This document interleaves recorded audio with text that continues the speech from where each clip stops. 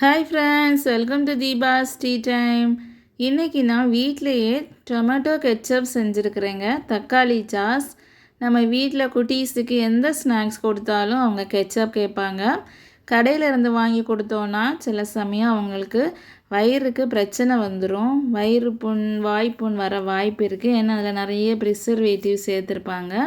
நம்ம வீட்டிலையே செஞ்சு கொடுத்துட்டோன்னா உடம்புக்கு எந்த பிரச்சனையுமே வராது. நம்ம வாங்க எப்படி செய்யலான்னு பார்க்கலாம். நான் ஸ்டவ்வில் ஒரு பேன் வச்சுருக்கிறேன். அதில் 1/2 கிலோ தக்காளியை 4 கட் பண்ணி அதை சேர்த்துருக்கேன். இல்லை நம்ம கொஞ்சமாக தண்ணி சேர்த்துடலாம். ஒரு 6 to 7 மினிட்ஸ் நல்லா குக் ஆகட்டும். நல்ல பழுத்த தக்காளியாக இருந்ததுன்னா 4 மினிட்ஸ்லேயே நல்லா குக் ஆகிடும். நம்ம மூடி வச்சிடலாம். ஒரு 2-3 மினிட்ஸ் ஆகிடுச்சு. பாருங்கள், நல்லா கொதி வந்துடுச்சு. நல்லா கிண்டி விட்டுட்டு திரும்பவும் மூடி வச்சிடலாம்.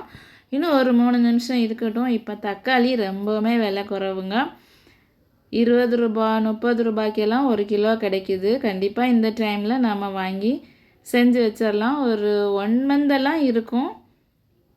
குட்டீஸ் அதிகமாக அடிக்கடி சாப்பிட்றதுனால சீக்கிரமாகவே காலி ஆகிடும். அதனால நம்ம ஒரு 1 மந்த்துக்கு தகுந்த மாதிரி செஞ்சு வச்சிடலாம்.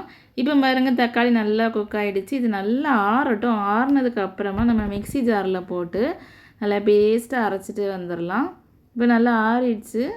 இந்த தண்ணியெல்லாம் விட்டுட்டு இந்த தக்காளியை மட்டும் நம்ம எடுத்து அரைச்சிடலாம். இன்னும் கொஞ்சம் சூடாக தான் இருக்குது. கொஞ்சம் ஆறுனதுக்கு அப்புறமா நம்ம அரைச்சி எடுத்துகிட்டு வந்துடுவோம்.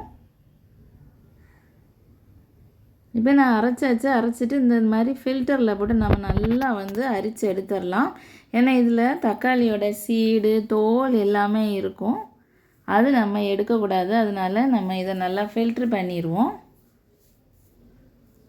இந்த மாதிரி அரிப்பு வச்சு அரித்தோன்னா ஈஸியாக நமக்கு ஃபில்ட்ரு ஆகிடுங்க. பாருங்கள், இந்த மாதிரி வந்திருக்கு பாருங்கள். இது நம்ம யூஸ் பண்ணக்கூடாது. இது நம்ம தூக்கி போட்டுடலாம். இப்போ நம்ம ஸ்டவ்வை ஆன் பண்ணிவிட்டு நல்லா கொதிக்க விட்டுடலாம். நம்ம சாஸோட பதம் வர அளவுக்கு நம்ம நல்லா வற்ற விட்டுருவோம்.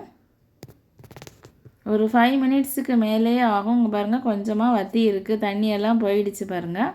இன்னும் நல்லா அந்த கன்சிஸ்டன்சி வரணும். அதுக்குள்ளாடி நம்ம கொஞ்சம் தேவையான இதெல்லாம் போட்டுடலாம். ஒரு 1.5 ஸ்பூன் பக்கத்தில் சுகர் சேர்த்துடலாம். 1/2 ஸ்பூன் உப்பு சேர்த்துருவோம். காரத்துக்காக சில்லி பவுட்ரு சேர்க்கலாம். குட்டீஸ்க்கு கொடுக்குறதா இருந்தால் கொஞ்சமாக சேர்த்தா போதும். நான் ஒரு 1/4 ஸ்பூன் சேர்த்துருக்கிறேன். சேர்த்து நல்லா நம்ம மிக்ஸ் பண்ணி விட்டுருவோம். இன்னும் நல்லா வற்ற வேண்டியது இருக்குது. ஸ்டவ்வை நல்லா மீடியம் ஹீட்டில் வச்சுட்டு நல்லா கிண்டி விட்டுடலாம். இது நம்ம மேலே தெறிக்கிறதுக்கு வாய்ப்பு இருக்குது. அதனால லோ ஃப்ளேம்லேயே வச்சிடலாம். இந்த பாருங்கள், இன்னும் கொஞ்சம் நல்லா வற்றிடுச்சு பாருங்கள். சாஸ் பதத்துக்கு வரணும். ஃபைனலாக ஒரு 1/2 ஸ்பூன் நம்ம வினிகர் சேர்த்துடலாம். வினிகர் சேர்த்துட்டோன்னா கெட்டு போகாது. அதுக்காக தான் சேர்த்துக்கிறோம். இப்போ நம்ம ஸ்டவ்வை ஆஃப் பண்ணிட்டோம். வினிகர் சேர்த்ததுக்கப்புறமா நம்ம ஸ்டவ்வை ஆஃப் பண்ணிடணும் உடனே. பாருங்கள், அந்த சூட்லேயே நம்ம சேர்த்துட்டு விட்டாச்சு. அவ்வளோதான், நம்மளுடைய கெச்சப் ரெடி ஆகிடுச்சு. இது ஒரு 10 டேஸ்க்கு கிட்ட வரும்.